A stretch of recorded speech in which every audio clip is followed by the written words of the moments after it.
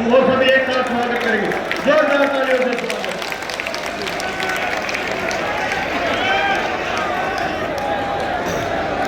जोरदार तालियों से स्वागत, अभिनंदन सुनाना की पावन जगह पर माननीय मुख्यमंत्री आसाम श्री हेमंत बिस्वा शर्मा जी का जोरदार स्वागत। मैं सूची में राखी थी वो सभी माननीय सांसद फतेहपुर सिकरी, सांसद फतेहपुर सिकरी, राष्ट्रीय अध्यक्ष हमारे किसान मोर्चा के भारतीय जनता पार्टी के राष्ट्रीय अध्यक्ष, उनका स्वागत करेंगे। मंडल के तीनों अध्यक्ष मुकेश जी राम राय, सतीश जी शर्मा,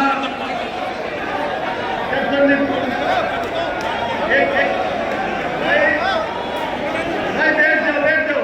हमारे प्रत्याशी गदा से माननीय मुख्यमंत्री जी का स्वागत करेंगे। गदा से आगे वाले बैठ जाओ भाई, और प्रेस की गैलरी को खाली छोड़ दो भाई, प्रेस की गैलरी को खाली छोड़ दो, मीडिया के साथी को बैठने दो, और वो साथी करोगे भाई पसंद मत आए बैठे देखने में समझते, बैठ जाओ भाई, बैठ जाओ भाई, बैठ जाओ भाई, बैठ जाओ।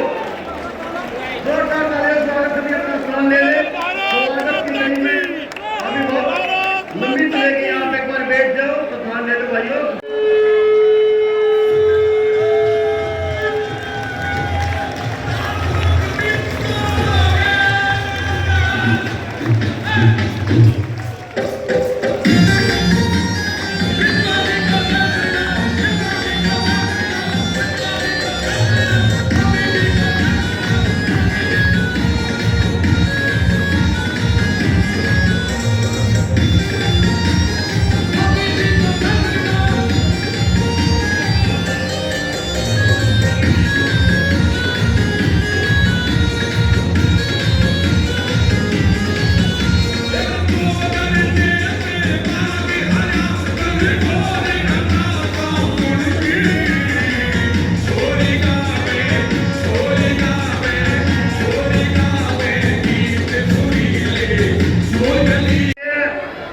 चेयरमैन पिछड़ा वर्ग आयोग लोकेश जी प्रजापति उत्तर प्रदेश मेरठ से हमारे मुद्दे में जो पिछड़ा वर्ग के चेयरमैन हैं राष्ट्रीय आयोग के, मैं प्रभारी हमारे तीनों मंडलों के हमारे अध्यक्ष सैनी साहब, कृष्ण जी और सतीश जी, हमारे 6 के 6 महामंत्री। एक्टिंग कराए हो, डोंट रिपीट यार, डोंट रिपीट।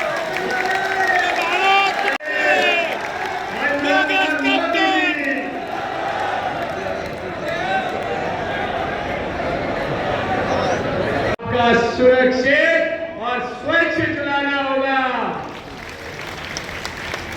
आपको मैं बता देता हूं कि जैसे आपने 2014 के अंदर 14 से पहले का भारत आपने देखा था कि जहां परिवारवाद, क्षेत्रवाद और जहां की आपके हिंदुस्तान की जो दिशा और दशा कहीं दूसरी तरफ जा रही थी, और आपको बहुत अच्छी तरीके से पता है कि जो पड़ोसी मुल्क है उनकी तरफ भारत हिंदुस्तान की दिशा और दशा जा रही थी, और आपने वो इतिहास 2014 में रच के माननीय प्रधानमंत्री श्री नरेंद्र मोदी जी को भारत की बागडोर संभाल के आज जो देश की दिशा और जो दिशा पूरे विश्व में नंबर 1 विश्व गुरु बनाने की तरफ आप ले गए, और उस विश्व गुरु की दिशा में ले जाकर के आपने तीसरी बार माननीय प्रधानमंत्री जी को देश का सबसे बड़ा ताज प्रधानमंत्री होने का आपने पहनाया है। ये आप सभी को मैं आज इस मंच से बधाई भी देता हूँ, और मैं विश्वास भी दिलाता हूँ अपने मुख्यमंत्री जी को कि आने वाले समय में यूं ही आप माननीय प्रधानमंत्री श्री नरेंद्र मोदी जी को यूं ही आशीर्वाद देते चलोगे, दे दोगे ना उनको, 30 से भी आगे बढ़ोगे, भाजपा परिवार को यूं ही बुलंद करते रहोगे। और रही बात 2014 की, जो हरियाणा में भ्रष्टवादी जो सरकारें चला करती थी, जिन्होंने हमेशा दमनकारी नीतियां अपनाई, और जिन्होंने कि धमजीर से हो भाई तब मैं जीत के बारे में बात लेंगे। पहले तो हमारी जो मुख्य सूची में तो कोई दूसरा जिला है। यह जब आपने परिवर्तन लाया तो परिवर्तन ऐसा लेकर के आए कि जो विकास की रफ्तार 2014 से चालू करके और 2 बार तो आपने हरियाणा में भाजपा की सरकार लाए और भाजपा की सरकार इतनी बुलंदी से लेके आए कि बिन पर्ची बिन खर्ची का सिस्टम आपने मजबूत कर दिया। तोड़ी आपने जंजीर जो पर्ची खर्ची वाली थी, जो कांग्रेस वाले न्यू कहा करे कि या तो मारी की मारी है, कोई हटा के दिखा दो, और सारे के सारे ने न्यू बोला करे या तो चीचड़ है जड़े हम कहीं उड़े आगे भागी चली आएगी। एवं आपने दे दिया उनको जवाब, 2 बार दे दिया ना, अब तीसरी बार देने की तैयारी करने हो गए नहीं, पक्की बात है। आप तो तैयारी कर दो तीसरी बार की हरियाणा में भाजपा सरकार लाने की। और मैं भी यह बता देता हूं कि पूरा का पूरा भाजपा परिवार का जो संगठन है ना, वो भी आपके साथ में खड़ा है, ना आपको दबने देगा ना आपको झुकने देगा, क्योंकि भाजपा परिवार छत्तीसगढ़ का संगठन है।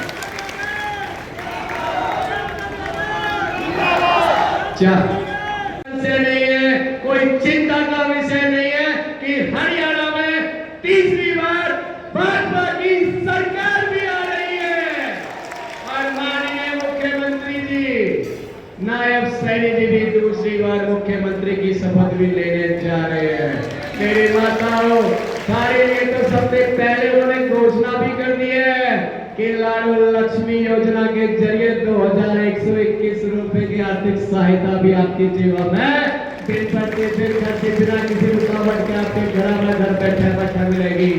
और वही रोजगार को लेकर के माननीय मुख्यमंत्री जी ने 2 लाख नौकरियां इबी से ऐलान कर दिया। पिछले 10 साल में 1.5 लाख की और अगले 5 साल में 2 लाख कर दिए। और वही माननीय मुख्यमंत्री जी, आपके नोटिस में एक बात डाल देता हूँ, वह जो गठबंधन जो है ना, जो न्यू बोला कर रहे कि भाई हमारे पास सारे के सारे विधानसभा में 2-2 हजार की नौकरियां बांटने में हुए हैं। वह न्यू बता हुए हैं कि भाई 50-50 वोट का ख्याल कर लियो, एक सरकारी नौकरी बांटेंगे। या तो बोले वो गठबंधन, और आज हमारी जो भाजपा की जो सरकार है वह यह कहती है भाई बाल को तुम जीसा पढ़ाई करो, मजबूती से पढ़ाई करो और खाने के बिन पर्ची बिन खर्ची का सिस्टम से सरकारी नौकरियां पे आप लोग। यह वो भाजपा सरकार है। मैं आपको अगर जुलाना की मैं बात करूं, जुलाना के लिए तैयार होंगे? नहीं हो? तैयार हो? आपने जो रुझान खड़ा करा है, माननीय मुख्यमंत्री जी ने भी यही बोला है कि इस बार जुलाना में भाजपा का कमल का फूल खिल रहा है। ये आपकी ताकत है, भाजपा परिवार की ताकत है, जुलाना परिवार की ताकत है, जो मजबूती के साथ में पहली बार इतिहास रचने जा रहा है। मैं आपके बीच में आज ऐलान भी कर देता हूं कि मैं बिन पर्ची बिन खर्ची दलाली के बिना यहां रोजगार का इतना बोलबाला खड़ा कर दूंगा कि जुलाना की जो विधानसभा है पूरे की पूरे 90 विधानसभा में एक तरफा बोलेगा। मेरी जो बहन बेटियां, मेरी जो माता बहने हैं, उनकी सुरक्षा और सम्मान करने वाला जुलाना यहाँ खड़ा हो जाएगा। अन्नदाताओं की फसलों की सुरक्षा करने वाला आपका बेटा, आपका सेवक यहाँ खड़ा मिलेगा। आपका और मेरा जो परिवार का जो रिश्ता है वो फेविकॉल से मजबूत का रिश्ता है। जब तक मेरी आखिरी सांस है तब तक जुलाना के मान सम्मान स्वाभिमान और शिक्षा एवं सुरक्षा के लिए कभी कमी नहीं छोड़ूंगा। और आपसे मैं अपील करना चाहता हूं कि 5 अक्टूबर को आप कमल के सामने का तीसरे नंबर का बटन दबा करके आप भाजपा को यहाँ जुलाना के अंदर कमल का फूल खिलाने का काम करना। और मैं आपको यह आपसे मैं हाथ जोड़ करके विनती करता हूँ कि 3 नंबर पर जो कमल का जो फूल है क्योंकि प्रत्याशी मैं नहीं, आप सारे के सारे प्रत्याशी हैं। अगर आप सारे के सारे प्रत्याशी हैं, आज हमारे जो मुख्य अतिथि है, क्या इनके सामने आप शपथ लोगे कि हम कमल के फूल का प्रत्याशी बनने के लिए तैयार है, कि हम जो है कि कमल का फूल खिलाएंगे, ना डरेंगे ना दबेंगे, कमल का फूल खिलाएंगे। तैयार हो? दोनों हाथ उठा लो, संकल्प की मुट्ठी बांधो, जयकारा लगाओ, भारत माता की, भारत माता की, भारतीय जनता पार्टी जिंदाबाद, भारतीय जनता पार्टी जिंदाबाद। आप मुख्यमंत्री आसाम श्री हेमंत बिस्वा शर्मा जी आए और अपने विचार से जोरदार तालियों से स्वागत, जोरदार तालियों से स्वागत, तालियों की गड़गड़ाहट चंडीगढ़ तक जानी चाहिए, जोरदार तालियों से स्वागत। भारतीय जनता पार्टी आदरणीय मुख्यमंत्री आसाम श्री हेमंत। फिर भी मैं दिल से बोलूंगा जो भी बोलना है, ठीक है? मेरा साथ बोलिए, भारत माता के, भारत माता के, नरेंद्र मोदी, नरेंद्र मोदी। सभा में विराजमान हमारे राष्ट्रीय किसान मोर्चा की अध्यक्ष सांसद श्री राजकुमार साहर जी, हमारे युवा जोगेश बैरागी को आप लोगों ने सबने मिलकर आशीर्वाद दिया। आप लोगों का जो उत्साह है और आप लोगों का बीच में जो उमंग है, ये देख के मैं आप लोगों को बोलना चाहूंगा कि जुलाना में बीजेपी जीतेगा ही जीतेगा, ये आज आप लोगों ने पक्का कर दिया। भाई और बहनों, आप लोगों को मालूम है 3 महीना पहले लोकसभा का चुनाव हुए थे, कांग्रेस आए थे, राहुल बाबा हरियाणा में भी आए थे और सारा देश में उन्होंने चुनाव प्रचार किए थे। उन्होंने क्या बोला था चुनाव प्रचार में कि बीजेपी आएगा तो संविधान का हत्या हो जाएगा, बीजेपी आएगा आरक्षण खत्म हो जाएगा, और बीजेपी आएगा तो हमारे जो भी संविधान का परंपरा है वो खत्म हो जाएगा। दोबारा राहुल बाबा अभी भी हरियाणा आ रहा है, लेकिन हरियाणा का चुनाव में इस बार वो आरक्षण का बात भी नहीं बोल रहा है, संविधान का बात भी नहीं बोल रहा है।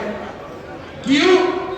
अभी अभी अमेरिका किया था राहुल बाबा, और अमेरिका जाके बोल के आए हैं कि कांग्रेस जल्दी ही आरक्षण को खत्म कर देगा। यही राहुल गांधी लोकसभा चुनाव में बोले थे कि संविधान को रक्षा किया जाएगा, और अभी जाके अमेरिका में बोल के आया है कि हम आरक्षण को ही खत्म कर दूंगा। आरक्षण आपका पिता ने भी नहीं लाया था, आपका परदादा ने भी नहीं लाया था। आरक्षण भारत में बाबा साहेब अम्बेडकर लाए थे, और ये आरक्षण आप खत्म करने के लिए 10 बार आपको जीवन लेना पड़ेगा, जन्म लेना पड़ेगा, तब भी आरक्षण खत्म नहीं होगा। भाई और बहनों, लोगों ने राहुल गांधी का बात विश्वास नहीं किया, और ये जो मां बेटा का सरकार बनाना था दिल्ली में, वो सरकार नहीं बनाया। तीसरी बार नरेंद्र मोदी जी को देश का प्रधान चुनाव में इस बार बाप और बेटा को हराएगा, ये पक्का मान लीजिए। भाई और बहनों, कांग्रेस क्या है? दिल्ली में मां बेटा और हरियाणा में बाप और बेटा, लेकिन हमारा मां हमारा घर में रहता है, हमारा मां को हम इटाली से नहीं लाया है, हमारा मां हमारा घर में रहते हैं। इसीलिए हम हमारा मां का सम्मान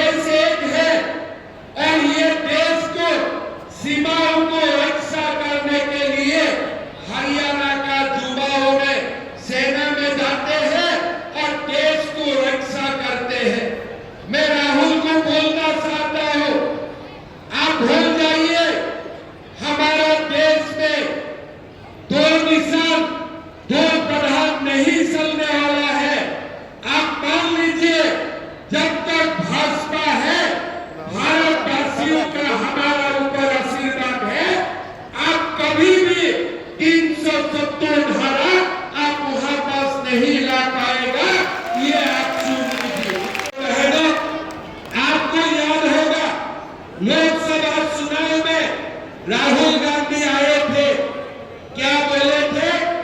हमारा चुनाव हो जाने दीजिए, आपका बैंक अकाउंट में 8,500 रुपया खटाखट तो आ जाएगा। किसी को मिला है क्या? किसी को मिला है क्या? हिमाचल प्रदेश में कांग्रेस का सरकार है, वहां भी खटाखट नहीं है। कर्नाटक में भी कांग्रेस का सरकार है, वहां में भी खटाखट नहीं है।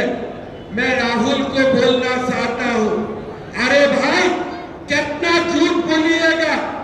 पहले तो झूठ बोला कि मोदी जी आने से संविधान खत्म हो जाएगा। तीसरा बार मोदी जी आया, देश का संविधान खत्म हुआ क्या? खत्म हुआ क्या? आरक्षण खत्म हुआ क्या? देश में राहुल जाते हैं और हर जगह में झूठ बोलते हैं।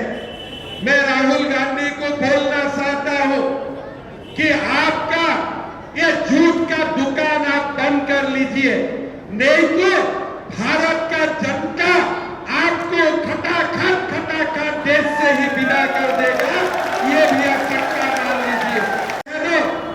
आप लोगों को मैं एक सीरियस बात बताना चाहता हूं।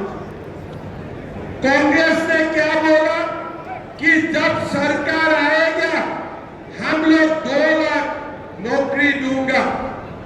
बीजेपी ने क्या बोला? बीजेपी ने भी बोला कि जब बीजेपी का सरकार आएगा 2 लाख नौकरी दिया जाएगा। लेकिन अभी आप देखिए, कांग्रेस ने बोला क्या 2 लाख नौकरी दिया जाएगा, बीजेपी ने बोला 2 लाख नौकरी दिया जाएगा बिना पर्ची बिना खर्ची। कांग्रेस ने ये नहीं बोला। आप लोग कांग्रेस का घोषणा पत्र देख लीजिए, 2 लाख नौकरी दूंगा ये तो बोला है, लेकिन ये नहीं बोला है कि बिना पर्ची का बिना खर्ची का। लेकिन बीजेपी ने क्या बोला है कि 2 लाख नौकरी हम लोग देगा बिना खर्ची बिना पर्ची का, यही हमारा वादा है। का खर्ची लेने का भी आदत है और पर्ची देने का भी आदत है। इसीलिए इसने नहीं लिखा कि बिना खर्ची बिना पर्ची। लेकिन नरेंद्र मोदी जी का खर्चा लेने का भी आदत नहीं है, पर्चा देने का भी आदत नहीं है। मोदी जी तो खर्चा लेने वाला को जेल में डाल देते हैं, आप लोग तो सब जानते हैं।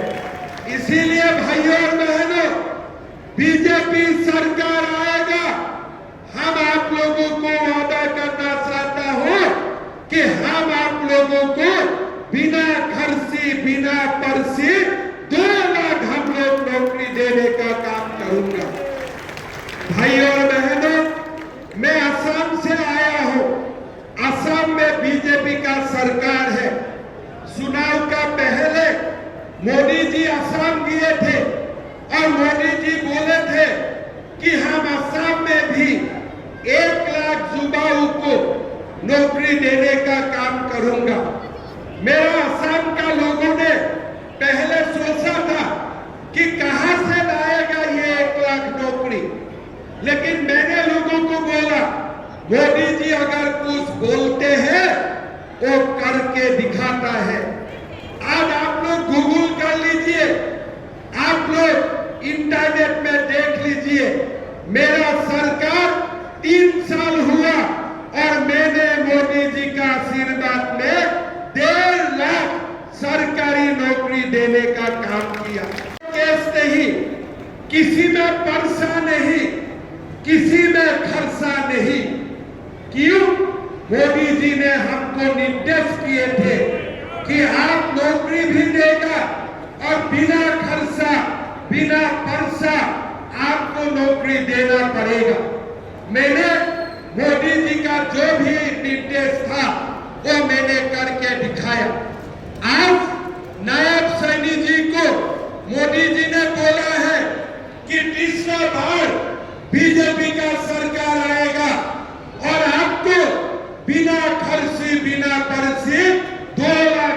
नौकरी देना पड़ेगा और हम दे के दिखाऊंगा, ये हम लोगों का वादा है। चंडीगढ़ होते हुए अब हिमाचल कोसी जाएगा। राहुल बाबा हिमाचल आए थे और बोले थे कि अगर हमारा सरकार बने, हम माताओं का बैंक अकाउंट में प्रति माह 1500 रुपया देने का काम करूंगा। सबने सोचा कि राहुल ने बुलाया है, कुछ ना कुछ तो मिलेगा, लेकिन अब हरियाणा जाके, अब हरियाणा से हिमाचल में किसी को फोन कीजिए, किसी का अकाउंट में 3 साल हो गया, 1 पैसा भी अकाउंट में नहीं आई। अब यहां ये आके बोल रहा है कि हम दोबारा हरियाणा का माताओं का बैंक अकाउंट में पैसा देगा, लेकिन अब हिमाचल में क्यों नहीं दिया, कर्नाटक में आपने क्यों नहीं दिया, तेलंगाना में आपने क्यों नहीं दिया? मोदी जी ने असम आके बोले थे कि असम का माताओं का बैंक अकाउंट में हम 1250 रुपया देने का काम करूंगा। आज 3 साल हो गया, असम का माताओं का बैंक में 50 लाख माताओं का बैंक खाता में हर महीना का 10 तारीख 1250 रुपया जमा होते हैं। छत्तीसगढ़ में हमारे सरकार बना, हमने वादा किया था कि माताओं का बैंक अकाउंट में 1000 रुपया जाएगा। आज 6 महीना हो गया, हर माताओं का बैंक अकाउंट में 1000 रुपया जाते हैं। हमने मध्य प्रदेश में चुनाव लड़ा, मध्य प्रदेश में हमने बोला कि अगर बीजेपी का सरकार आएगा, बैंक अकाउंट में, माताओं का बैंक अकाउंट में 1250 रुपया जमा होगा।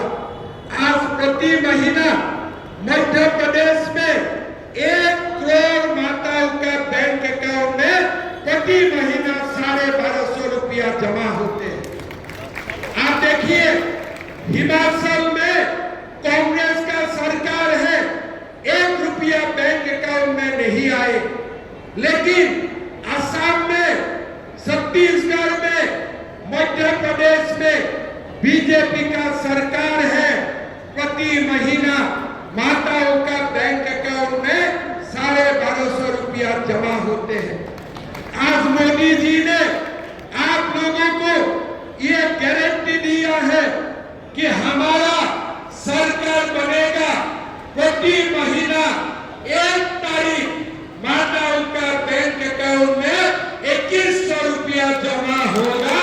ये हमारा वादा है।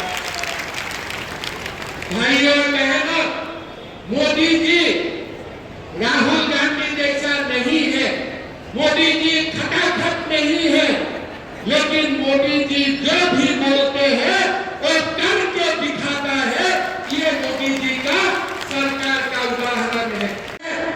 अगर पाकिस्तान हमारे भारत में आतंकवादी भेजते हैं, तब हम पाकिस्तान में जाके उनका अंदर जाके सुन के उनको मारूंगा, और उन्होंने मार के दिखा दिया है। मोदी जी जो भी करता है, मोदी जी करके दिखाता है। भाइयों बहनों, हमने ये वादा किया हो, हमारा सरकार आएगा, माताओं का बैंक अकाउंट में 2100 रुपया प्रति महीना जमा होगा। गैस का सिलेंडर 500 रुपया में मिलेगा। 2 लाख नौकरी दिया जाएगा, बिना खर्ची, बिना पर्ची। और साथ में कांग्रेस ने क्या बोला था, लोकसभा चुनाव का समय राहुल बोला था अग्निवीर का क्या होगा। राहुल बाबा, अग्निवीर का कुछ नहीं होगा। अग्निवीर 7 साल तक नौकरी करेगा और बाद में पेंशन में भी रहेगा। ये हमारा वादा है। मैं राहुल बाबा को बोलना चाहूंगा कि अग्निवीर का कुछ होने वाला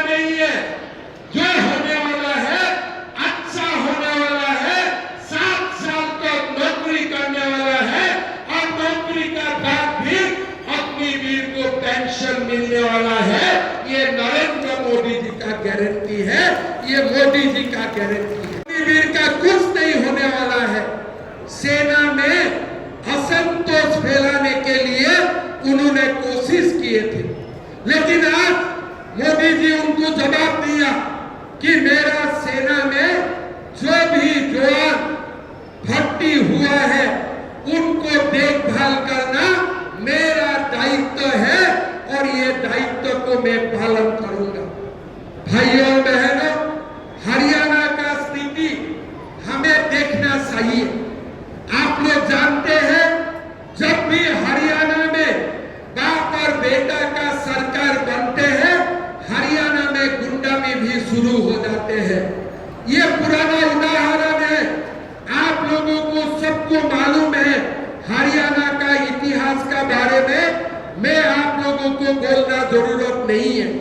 2005 में गोहाना में क्या हुआ था, 2010 में मिर्जापुर में क्या हुआ था, 2014 में क्या हुए थे। आज जब भी हरियाणा में बाप और बेटा का सरकार आते हैं, हरियाणा में लोग शांति में नहीं रहते हैं।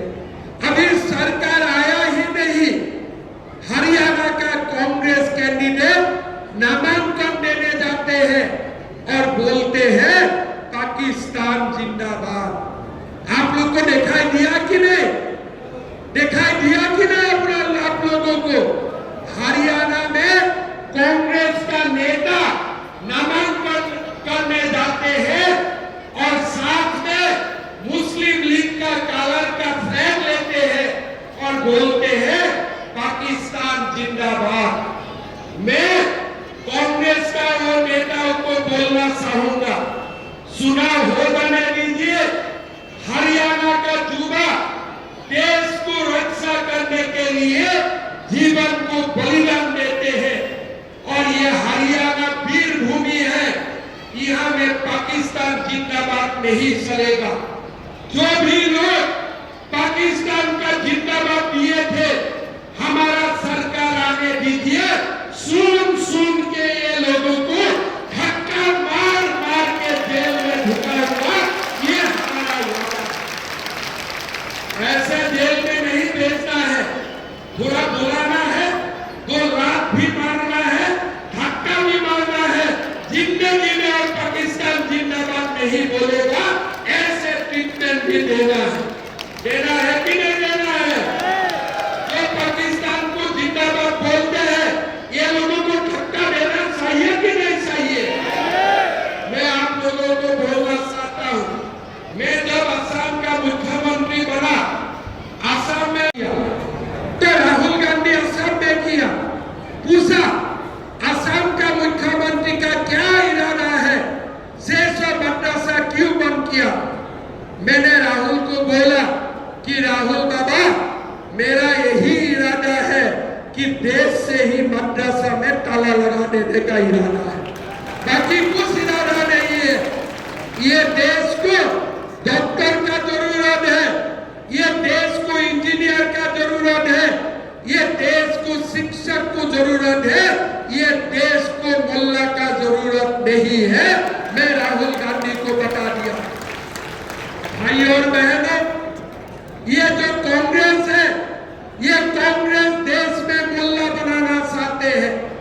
ये जो कांग्रेस है, हमारा देश में 370 धारा लाना चाहते हैं। ये जो कांग्रेस है, ये तलाक लाना चाहते हैं। लेकिन मैं बोलना चाहता हूं, जब तक बीजेपी है, जब तक भारतीय का देश में खून में देश प्रेम है, तब तक हमारा ये देश में दोबारा 370 नहीं आएगा, तलाक दोबारा नहीं आएगा। ये मोदी जी का गारंटी है। भाइयों और बहनों, हमारा देश में हमें यूनिफॉर्म सिविल कोड भी लाना है। मैं अभी असम का मुसलमान समाज में मेरा मीटिंग हुए थे, मैंने बोला कि देश में मुझको यूसीसी लाना है, और जब तक यूसीसी लाना है तो मैं कम से कम असम में यूनिफॉर्म सिविल को लाना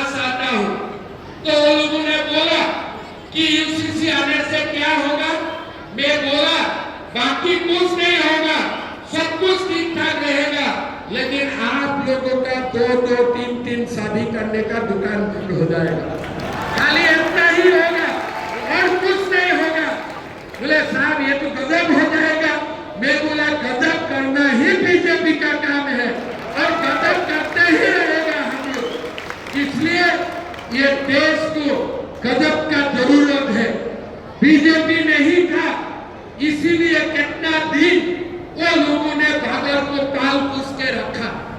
अभी उत्तर प्रदेश में राम जन्मभूमि बना, बाबरी मस्जिद तोड़ा, लेकिन हमारा देश में हरियाणा का नूह में, बंगाल में, असम में छोटे मोटे अभी बहुत बाबर छुपा हुआ है, वो लोगों को हमें मिलकर ट्रीटमेंट करना है। ये छोटे मोटे बाबर को भी हमें निकालना है। राम मंदिर में तो खाली बाबरी मस्जिद टूटा, राम का मंदिर बना, लेकिन हरियाणा का नूह में, उत्तर प्रदेश का जगह जगह में, असम में, बंगाल में जितना बाबर अभी भी जिंदा है, सबको हमें खाली करना है, सबको अपना ठिकाना में लाना है। लाना है कि नहीं है? लाना है कि नहीं है? दोबारा हरियाणा को गुंडाबाजी का और ले जाने का किसी को हम अधिकार नहीं दूंगा। हम हरियाणा को देश का नंबर 1 प्रदेश बनाना है और हरियाणा में कल्याण काम करते करते हम हरियाणा को देश का 1 नंबर कॉन्स्टिट्यूएंसी बनाना है। आज हमारा भाई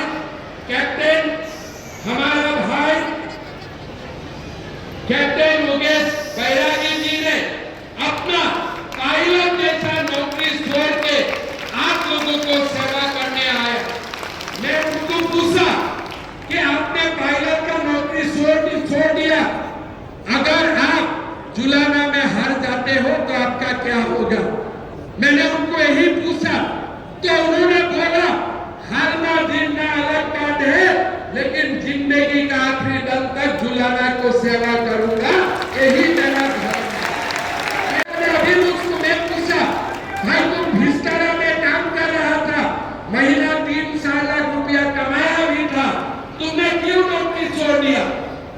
अगर तुम चुनाव हार जाते हो तो उन्होंने मुझको जो जवाब दिया ना, मुझको बहुत अच्छा लगा, मैं भावुक हो गया।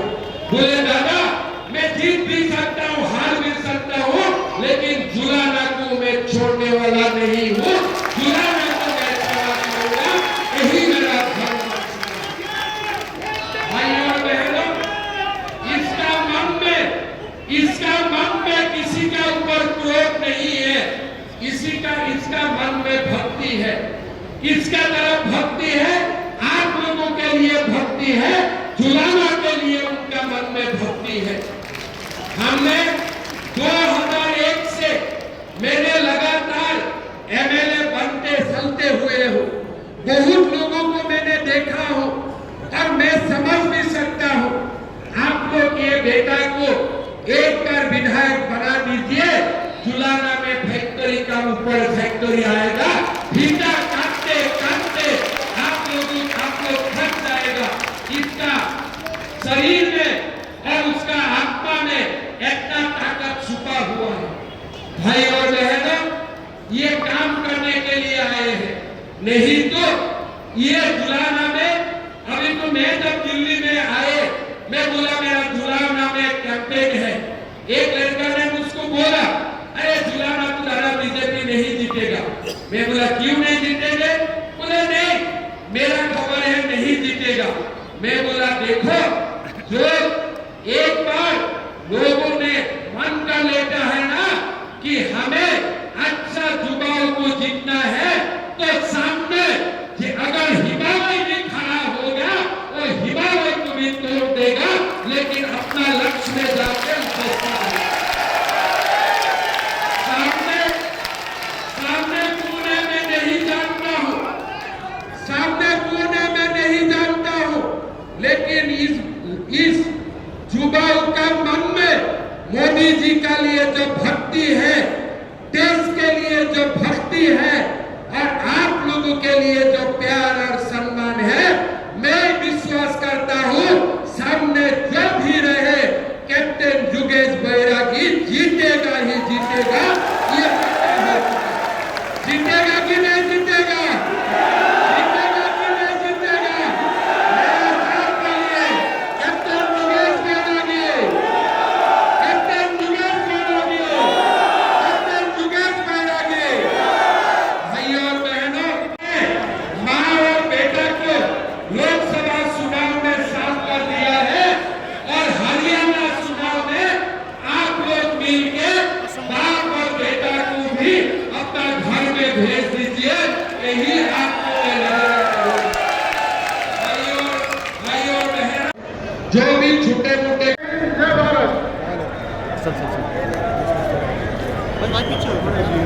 बोल दिया सर ना बोल दिया दे दे लगा एक मिनट पूछ तो योगी सर प्लीज भाई पीछे लगा सर क्या मैसेज प्रदेश में क्या मैसेज रहेगा भाजपा के प्रति अब की बार? भाजपा का सरकार बनने वाला है और बाप बेटा तीर्थस्थान जाने वाला है। तो क्या बाप बेटा सारोधाम यात्रा करेगा, नायब सैनी मुख्यमंत्री बनेगा। तो प्रदेश में जो पिछली बार यार किसान आंदोलन लंबा चला, इससे जो जनता है वो नाराज है। देखिए 26 फसलों को मोदी जी ने गारंटी दिया है, एमएसपी में खरीदा जाएगा। किसानों में सुख का लहर है और जो भी था वो हो गया। भविष्य बहुत ही अच्छा है। हरियाणा में सबसे ज्यादा बेरोजगारी है, डंकी से लोग बाहर जा रहे हैं। इस सरकार ने रोजगार नहीं मिला, आप रोजगार की गारंटी कह रहे हैं। 2 लाख नौकरी दिया जाएगा तुरंत और 5 लाख युवाओं को बैंक से सहज लोन उपलब्ध करवा जाएगा। तो ये जो कैप्टन योगेश है, इसके सामने खिलाड़ी खड़ी है, 2 खिलाड़ी खड़ी है, कविता दलाल। योगेश तो हवा में घूमने वाला खिलाड़ी है। तो देश का नाम रोशन करा विनेश फोगाट ने भी। अरे भाई, ये देश का लोगों को हवाई में लेके जाता है, सारे लोगों का जीवन उसका ऊपर होते हैं, फिर भी वो हवाई जहाज चलाते रहते हैं। तो उनसे अच्छा देश प्रेमी और कौन है?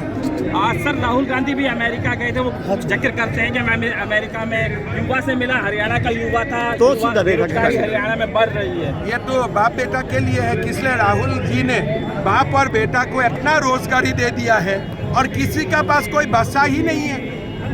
दामाद को दिया है, बाप को लिया है, बेटा को दिया है। हरियाणा के लिए वो कुछ छोड़ के गया ही नहीं था। लेकिन 10 साल में पहला बार पब्लिक सर्विस कमीशन में सुधार हुआ, गरीबों को नौकरी मिलना स्टार्ट हुआ। तो ये काम कहाँ हुआ था बाप बेटा का सरकार का समय में? एसटीएफ बनाने की बात कर रहे हैं कि ड्रग्स को लेकर हम एसटीएफ बनाएंगे। देखिए, पहला तो मेरा ये निवेदन होगा, जब भी नीचे कर यार सीएम साहब शपथ लेगा, मैं फोन में इतना ही बोलूंगा कि जो लोग पाकिस्तान जिंदाबाद दिया था ना, वो लोग को वीडियो देख के पकड़िए और धक्का मार मार के जेल ढुकाइए। Thank you sir, thank you.